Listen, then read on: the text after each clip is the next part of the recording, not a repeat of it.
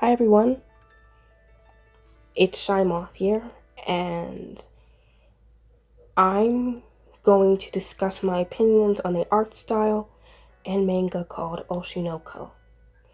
This will be a series of me studying different types of art style I love and learning what I can from each style and how can I incorporate it into my own. At the end of each series, I will post an artwork on what I learned and how I'm using it for my own art. Let's begin. To be honest, I am just in the fandom right now. However, I'm thinking about reading the manga or watching some episodes. Okay. If I had to describe the art style and artwork before studying, I'd call it vibrant, colorful, and eye-catching. As you can see, where I first started tracing, getting some ideas of where the lines go, I can see some thick to thin line arts by the illustrator Manga no Yoko Yara. If I don't have that wrong, correct, I am sorry. And it reminds me of some other creators like Rachel Smythe, the creator of the webtoon series Lore Olympus, and Ida, the illustrator of Toilet Bound Hanako-kun. For this tracing, I used sharp pen and soft pen, with either width being at 1 or 2, and the pen being black or magenta, depending on where and which each line needed that color. In order to have that same color scheme, I made the value of the color go light or dark to give it that sort of blended type. For the loose strands of hair, I had much more fun, but also got a little distracted. To me, the art style is a bit sketchy, and this helped me think that each art style has its own type and unique type of being a sketchy type of art. Like in pencil or a pen. As you can see, I also started flipping back and forth from the official to mine to see if I'm getting it all down. I didn't know it was shadows at first for the hair, but it was fun, and I tried being perfect. I noticed whenever looking at artwork from the official illustrator that they used pastel or neon colors, and I will be comparing the two later. However, for this, I used watercolors because while I am familiar with those types of brushes, it also seemed very fitting. If you have looked at some of the illustrator's official artwork, you see that sometimes the art and coloring can be reminded of watercolor. Now, this character is Akane, one of the main casting characters from the manga series. As you all know, Oshi No Ko stars two reincarnated twins, one who tries to find their mother's killer, named Aqua, and the other tries to follow in their idol mother's footsteps, named Ruby. I was their mother's name. The two of them explore the darker side of entertainment and try to find and grow and expand, in my opinion. One of the themes I've heard is lies and love, and I find that theme very interesting, and I put it down in something I would like to try too. But back to drawing. I had a fun time with the skin. See, I didn't use very pale coloring. I tried to use the eye drop technique to see what kind of skin she had. This also taught me more about how shading pale colored worked now, as I had difficulty with that and where the shadows go. I also noticed that when tracing the eyes, that the eyes weren't the same color. And that was okay in my book. I also tried to make her eyes, not to use too many layers for that part. So I painted on another layer. I tried using darker and lighter teal, and I think it worked. My favorite part was the skin and sweater drawing. I focused on the pale, warm palette when it was time to color firstly. And I focused on using red, orange, and hints of pink. Now, the illustrator's artwork is more vibrant than mine, in my opinion. And I think this helps make the style pop a bit because from my memory, I see many types of art styles in the manga series having another color that popped. So when doing this sweater part, I had a ton of fun. Although I did struggle, I tried being similar and copying it until realizing it's just my version of the artwork and I should have fun.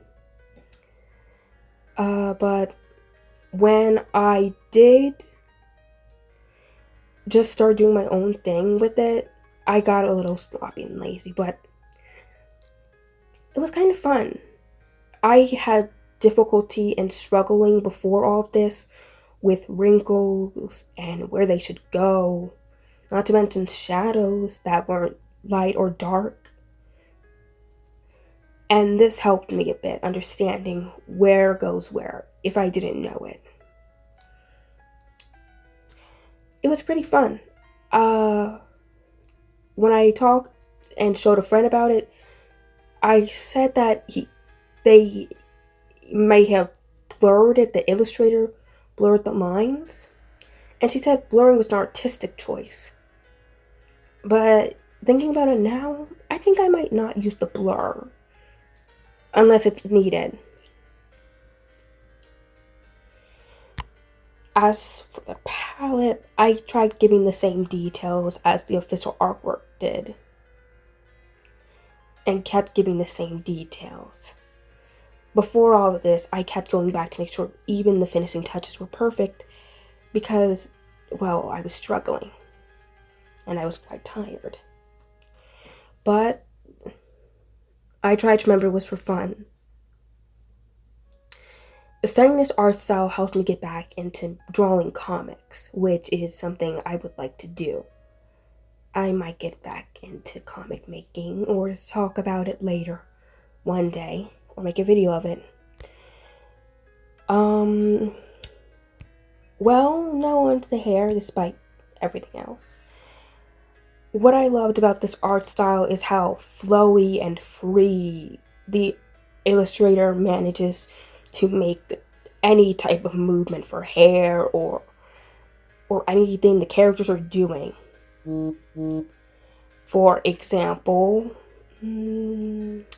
I guess each strand of hair shown in Akane is bunched up or flowing around her instead of, just flowing in little lines. Something I wish I could have done with my old art style. But the difference is when I went for her hair and not with the sweater is that it's kind of like in reverse. For her hair, I turned the opacity levels way down. Like it was starting to look like it was being painted. And I think the illustrator uses different brushes for each official artwork, which I'll get into the next study tutorial. So I lowered the opacity levels of my brush for watercolor and I start stroking each teal blue area. One thing I didn't notice or didn't know when starting is that her hair is different from the peach. And it's more lighter and dark, while her sweater is more bright and neon.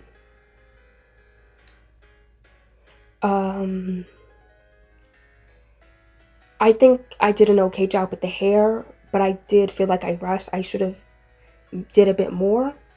But if my memory serves, I kept it like that to give off the artist's watercolor feel. Like, not all lines were filled into the brim. I also added, more colored areas, like pink or peach, from the color palette in order to give off the same vibe the hair was giving. Like watercolor had blended into her hair, like traditional painting did.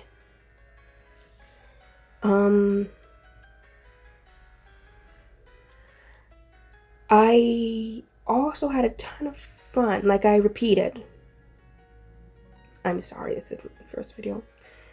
But what I hope to achieve with this study is to be a bit more free with my art style. I feel my art is stiff and needs a bit more practice in thin and thick lining art. Right now, I am just doing thin art, and even then, it doesn't feel good. But I hope to achieve the vibrant, colorful, and hopefully bold style Oshi No Ko's official artwork has been doing. And I consider each panel beautiful. Every colored panel. I haven't seen any manga panels yet, except when I tried to read the first chapter, but I will be studying more panels that are colorful to dark to see how far I can go. I will put my Tumblr and the background music below in the video, so you can check it out. I do not own the background music. And, well, despite not only being with the fandom for all of this, I prefer Aqua with a Kane. I just feel it. I know it's not much to go on, but I just do.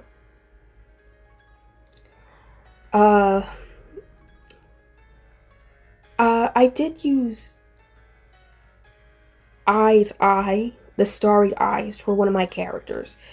I really love doing different design body choices, and it's starting to grow on me, like different eye color or different body shape or unique abilities in hairstyle even. My favorite ending from Oshi No Ko is probably the season 1 by Queen Bee. I can't say the title name, sorry, but I also like Idol, and I use that a lot. I sometimes listen to it on repeat.